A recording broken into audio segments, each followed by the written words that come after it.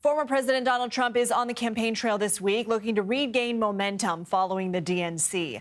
His first stop of the day was at Arlington National Cemetery in Virginia. He participated in a wreath-laying ceremony to mark 3 years since the bombing at the Abbey Gate at the Kabul Airport in Afghanistan, in which 13 U.S. service members were killed. This happened during the nation's troop withdrawal in 2021. Trump is heading to Detroit later today to speak at the National Guard Association of the United States annual conference.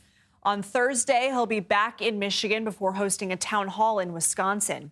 The Harris-Walz campaign doesn't have any stops on the schedule for the day. The Democratic candidates will return to the campaign trail on Wednesday to kick off their bus tour in the critical swing state of Georgia.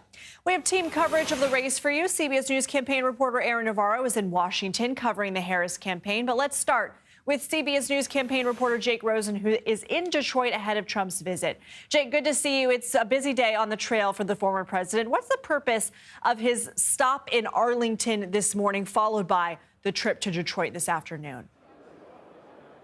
Well, obviously, the visit to Arlington National Cemetery to honor not just those that lost their lives in that Kabul airport attack, but also generally thousands of service members who are buried there provides an opportunity for Donald Trump to kind of follow up on what he spoke about last week in Pennsylvania, which is his commitment to national security if he gets elected again. And obviously today here in Detroit, Donald Trump will be speaking to a nonpartisan group of National Guard members, but it gives Donald Trump an opportunity to speak directly to some of those military members who are in the process of serving or have served already here this afternoon.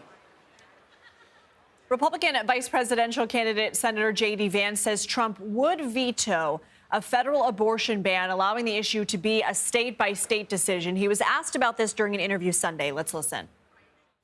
Can you commit, Senator, sitting right here with me today, that if you and Donald Trump are elected, that you will not impose a federal ban on abortion? I can absolutely commit that, Kristen, and Donald Trump has been as clear about that as possible. I think it's important to step back and say, what has Donald Trump actually said on the abortion question, and how is it different from what Kamala Harris and the Democrats have said?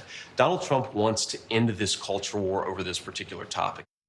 This is part of Trump's new pledge to be, quote, great for women and their reproductive rights. How is it being received?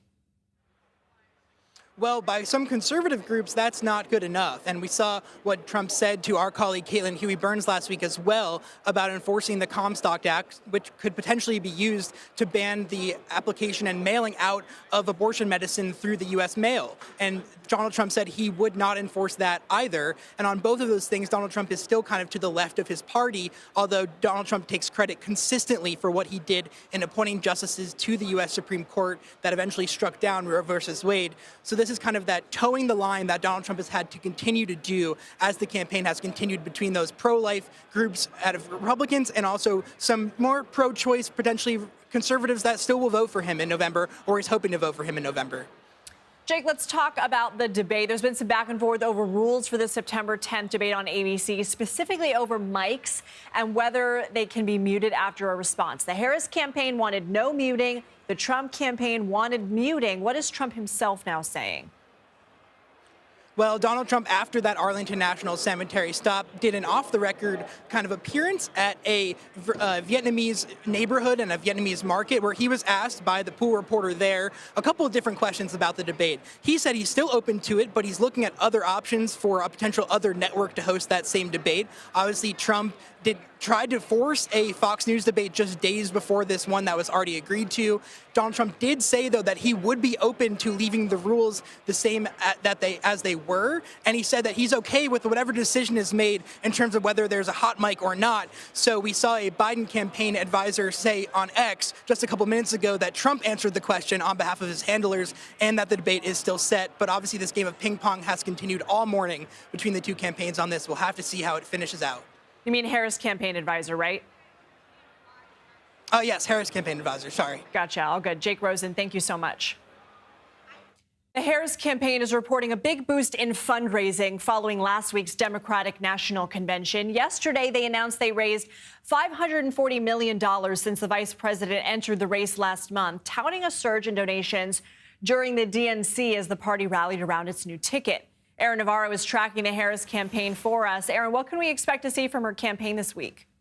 Well, in addition to the $540 million that they have raised since Harris was the candidate, they also point to 200,000 volunteer shifts this past week during the convention, as they argue that there is still a lot more work to be done. And that was the sense that I got from Democrats when I was in Chicago asking about the race going forward. We know that they are in debate prep going into that September 10 debate. They are down the next couple of days, but they're hitting the trail again. As you mentioned, the bus tour in Georgia ending with a rally in Savannah.